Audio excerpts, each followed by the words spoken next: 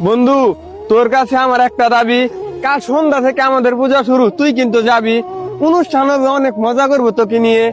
তোদের ধর্মীয় অনুষ্ঠান আমি কি করব সেখানে গিয়ে? কেন আসবি না বন্ধু? তুই না আমায় ভালোবাসিস?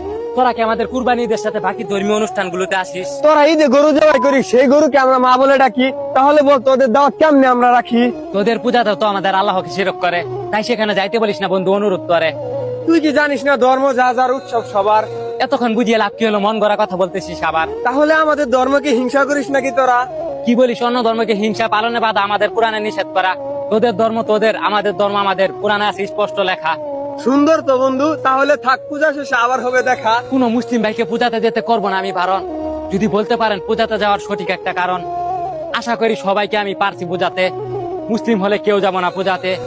আমরা মুসলিম, আমাদের জন্য নয় পূজা। আমার মতো কে কে পূজাতে যাবে না, কমেন্ট বক্সে যাও সোজা।